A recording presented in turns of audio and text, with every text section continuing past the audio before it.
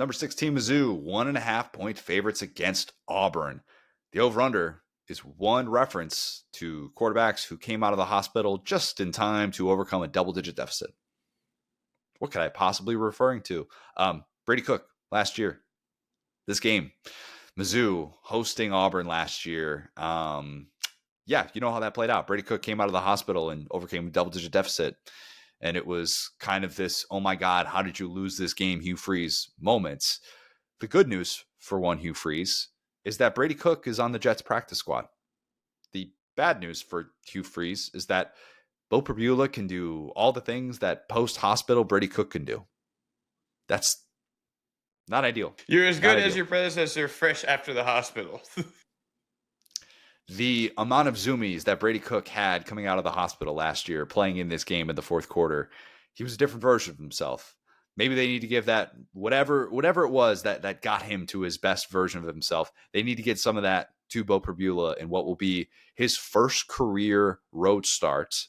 Technically, yeah, we're counting that as first career road start, even though he did have meaningful reps in that game at Wisconsin last year. But I do think that it's just beyond bizarre that this is Mizzou's first game away from Como, and we're in week 8.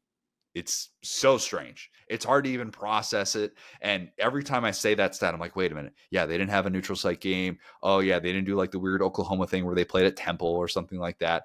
No. First true road game, first game away from home this season.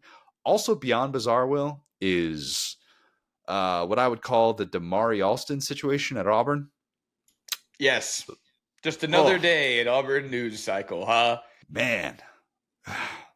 Not surprising. I hate to say it with the way things have played out at Auburn the last few years, but there's a guy who was voted a captain, RB1 to start the year, and Hugh Freeze announced this week that he is no longer with the team. Apparently he wanted a redshirt because he was at the 4-game mark. He was banged up in the first month of the season. But Freeze said, quote, he failed to meet the expectations and standard of our program.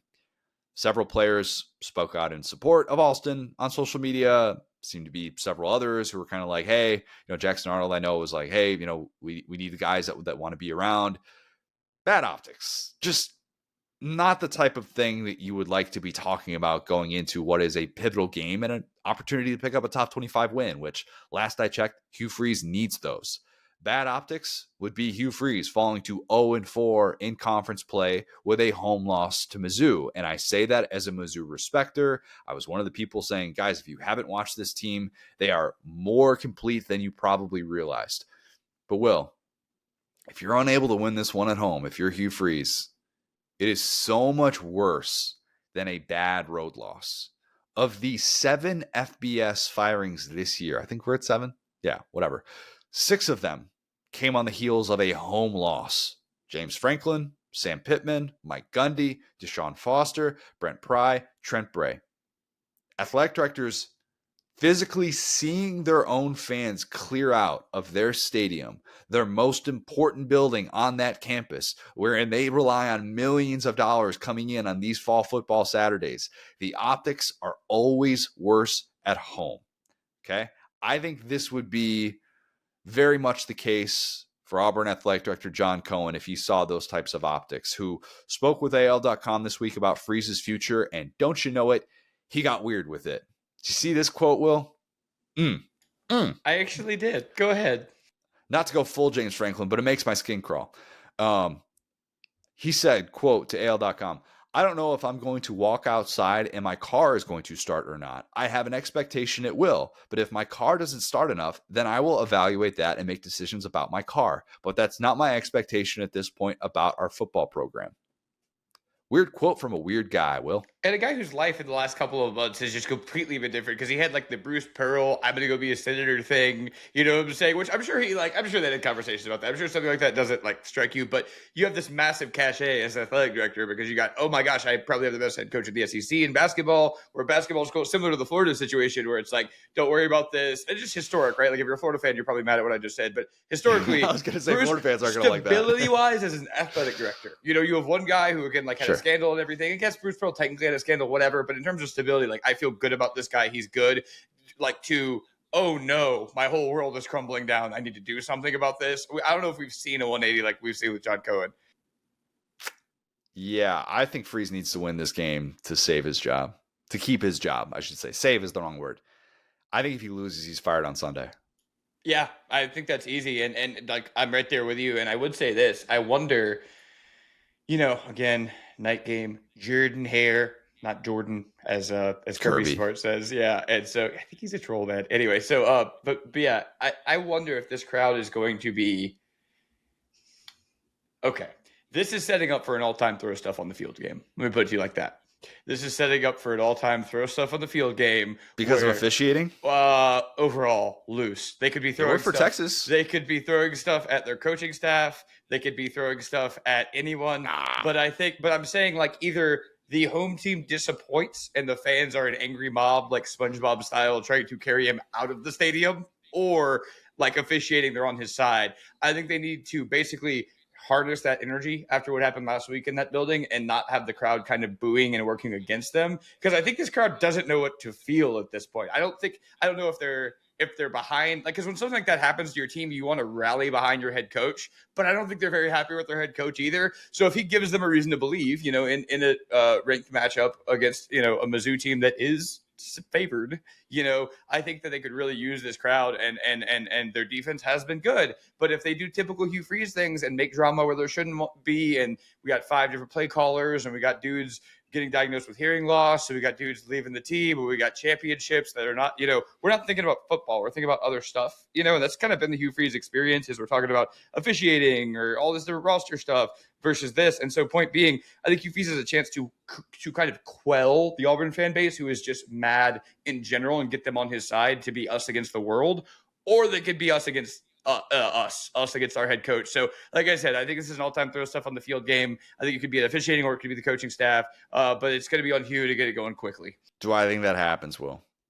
Do I think this mob is so angry that they are at a loss because of a loss? I do. I don't like the potential division of Auburn's locker room going into this.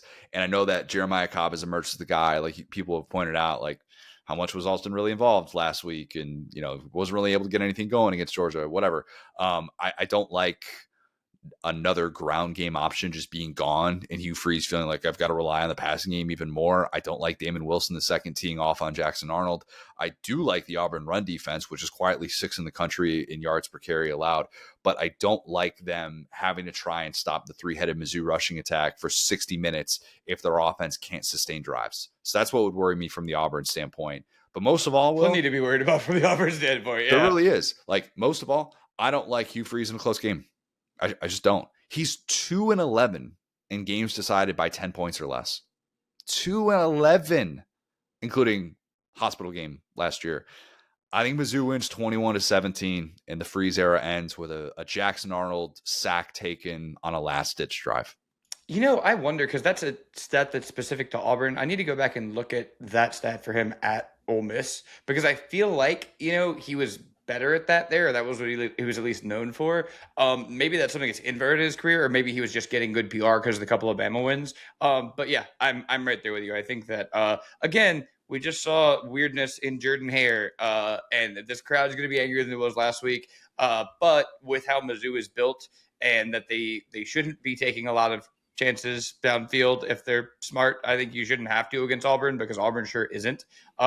It's one of the classic situations, right, where like Jackson Arnold has 0 picks on the year. That's like a terrible thing, because he's like not even trying, right? At least Boba Beulah is slinging it. I think in this game, though, it's kind of inverted, where it's like, hey, Boba Beulah, you don't need to try. You trust your team. You trust your defense. You trust your running back options, and kind of just keep Auburn behind the line of scrimmage like Georgia was able to do. But yeah, I think Mizzou is a better football team. I think the home atmosphere, again, we saw that last week, it by itself is not enough. It's just not at this point anymore. It's not. And that feels bad to say that about Auburn, who, again, I will always praise Auburn fans still caring, still making a hostile atmosphere when they know their team is not playing for an SEC championship, and knowing that when the sun goes down and Jordan-Hare, those lights come on, it's not a place that you typically enjoy being in. even if you get out of there with a win, you're not supposed to enjoy your time there. I think we're reaching a point. We've already reached a point. I talked about it last week, how the Jordan-Hare magic is gone. I think we're reaching a point where apathy could very much take over, and that's dangerous. It's very, very dangerous. You know what's worse, really quick? I'll say the Jordan-Hare magic is still possible because we saw it last week, but this Auburn staff can't get out of its way.